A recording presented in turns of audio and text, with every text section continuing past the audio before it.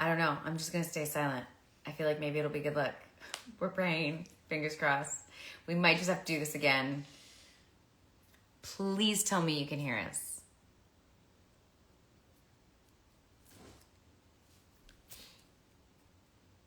Yes. Yay! Okay. Wow. So there was a couple issues going on. Obviously, we were so engaged in conversation that we didn't realize that you couldn't hear us. And for some people, we were frozen. So there was in the end, I discovered a breaker had been blown. Nothing was working. I reset the breaker. I closed all the apps on my phone and I reset my phone. So we did all the things just to double, triple check. And it seems to be working now. So give a little update about the last questions. I'll just do a quick run through. Is I asked Alicia what best advice that she received as a business owner. And it was kind of like, just do it. But that means different things for different people. Yeah. And I wouldn't call myself a business owner yet, but I'm getting there. But yes, but that's the thing. You need to, but that could be a lesson I need to start thinking of the person you want to be. Well, what defines a business owner? You started a company. I did. You sold a product. Yeah. Does that not make you a business owner?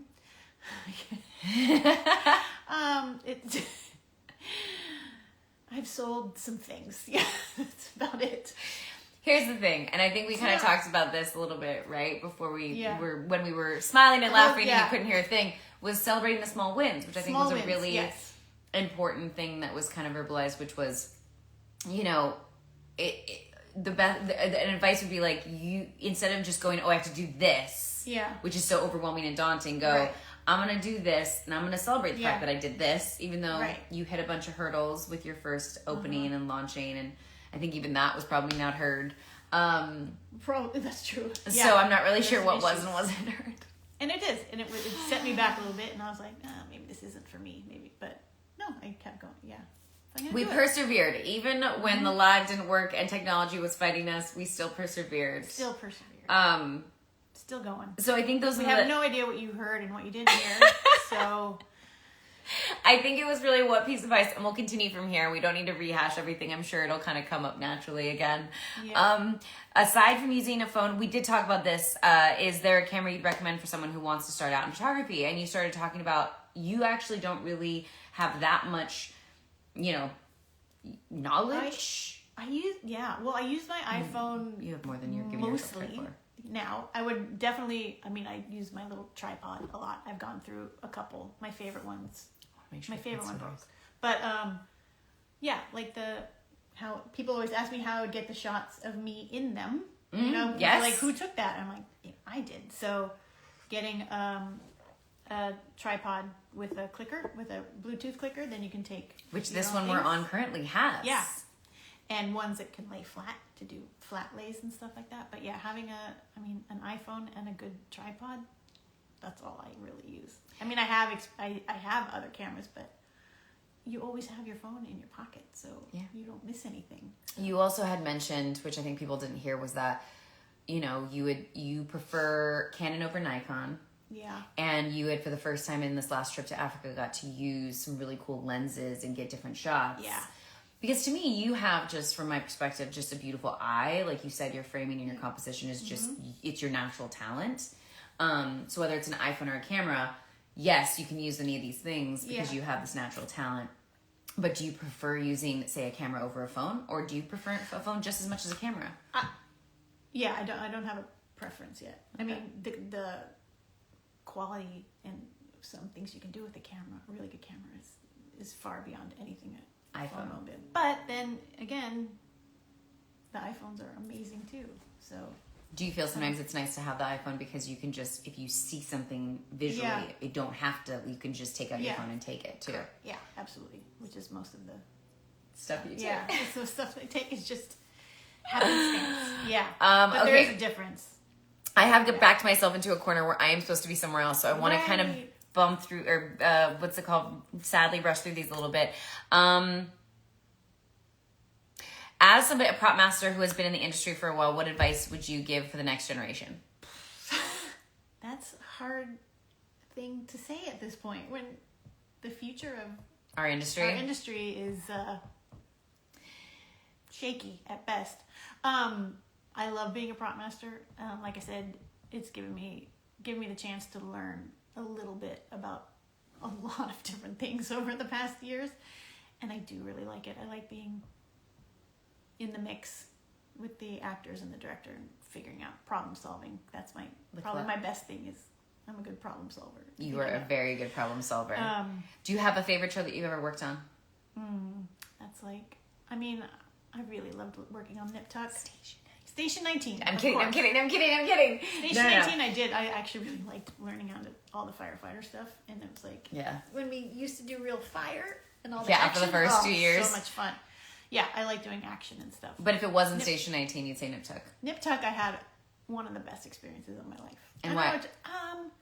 Just the crew, the amount of respect on the set for everyone's particular job and skill set. And that was one of the last things we ever did where we actually shot on film. So again, it was treated, there was just more attention to detail. Precious. Ryan Murphy was amazing to work. Like it was like the early days of Ryan Murphy where it was really fun. And he cared so much about what the product was. Yeah. So I had only really good memories about that show. Okay. And where in the world is on your bucket? Where in the world? What? Where is? This is typed wrong. Where? Okay. What's your bucket list travel? Where else do you want to travel to? What's your top 3 on your bucket list right now that you still need to travel to? That I still need to go to? Oh,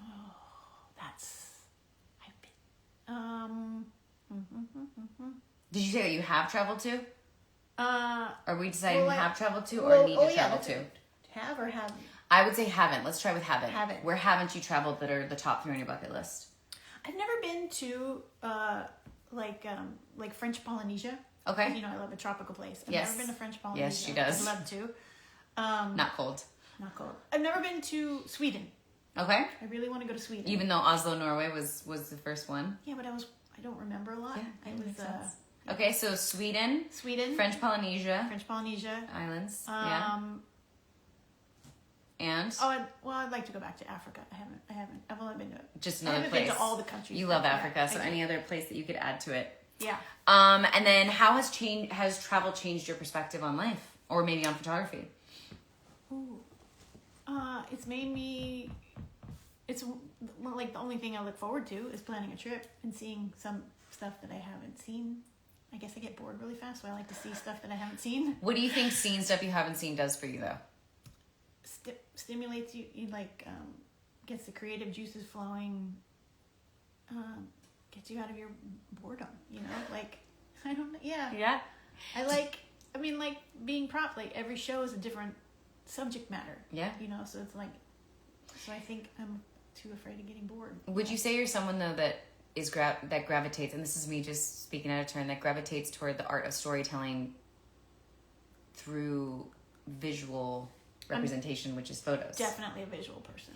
And do you feel like getting to share with the world your travels through your art is a way of connecting us all?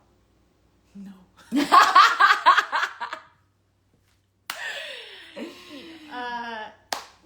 I don't see it that way. Yeah. It's very selfish. It's just like what I want to do. Yeah, so which is fine. Yeah, I don't, I take pictures and I put them out there because I like them, but I'm not, not to educate people. I guess I could. Not educate. Yeah, no. I don't mean educate. Actually, that's just not true. Show people. Sometimes I do feel like I need to educate. Like my photos do show a side of a country. There's stigmas to places and people and stuff. And so sometimes I do feel like my pictures could shed light. Yeah. Yeah. Yeah. Because I feel like there is beautiful parts of every place. Yeah. So maybe your art is a way to. Maybe I never looked at it that way, but yeah. I mean, I just love your art. I was just curious. Obviously, I'm not saying you're not, and none of us do. I will say even myself, none of us go into the world of art. I mean, we love storytelling. Yeah. But I don't think any of us go into it going, I'm gonna go out there and teach everyone a lesson in the world, or Yeah. But I think it's kind of this beautiful thing that art does. Personally, I've realized in hindsight allows you to do, which is I guess connect us all in a certain way. Yeah. because I've never thought of myself as a storyteller, because Interesting. even though I'm in the industry, but my job is I take a story, like I take someone else's a script that is already fleshed out. I had no, and I read it, and then I embellish on the script that's already written. I'm not the storyteller. Alicia, I feel like all I'm hearing right now is that you're not giving yourself enough credit, because I view it as we're all storytellers and we all play a part. 300-person crew plays a part. Yeah. And it's written by a group of writers. Yeah. Which come up with the ideas and they talk and they themselves collaborate. Sure. And then 300 crew members come together. That's true. And everyone love collaborates. the collaboration, but that's what I'm saying. I love the collaboration of something that's already been presented to me. It's not like it's my. But wouldn't you say idea. that? But wouldn't you I just say made that them you better. like play a part? Exactly, but you make it better. You go, okay, this thing was on the page, and I'm gonna add some props into it. That's gonna elevate it. Yes, that's what I'm saying. I think you're a storyteller. On other people's stories. I'm trying to get her to say things that she's not saying. But also, you might not feel that way, and I think like sometimes being very aware of what you're doing is like weird. Like you just love to do it. I just like to do it. It makes me happy. It's not like you're intentionally going into it being like, I'm a storyteller and I'm going to tell a story with this prop. But I will say, from my perspective, I do feel like you are more of a storyteller than you give yourself credit for. And I do feel that the props, from an actor standpoint, we wouldn't be able to do our jobs. All the elements. If we didn't have the props, I mean, how many times have you been on set where an actor's like, at the last second before they're about to roll, is like, I actually want a cup of coffee in this scene. Yeah. And if that actor didn't have a cup of coffee, that scene might just not be as good. Like, that's true. We all have to work together to tell a story. Therefore, we're all storytellers. And I just think that you should give yourself more credit. True. All right, I will, because I do like that part. Like a lot. You're so good at it. You're like, wait, I did come prepared. I have a coffee mug, green or blue. Pretty much is anticipating, because when you get to know your actors enough, you can have everything that they've asked for in the past and have it ready, and then there's nobody waiting for. Yeah. I will say the funny part though is as the seasons went on, there were days when I was like, I think I would have this in the scene, and you're like, no. And I was like, Alicia. I'm like, no, Maya wouldn't have that. No, I don't think so. I would get so upset with you. I was like, I think Maya will have it. She's like, yeah, Maya won't have that.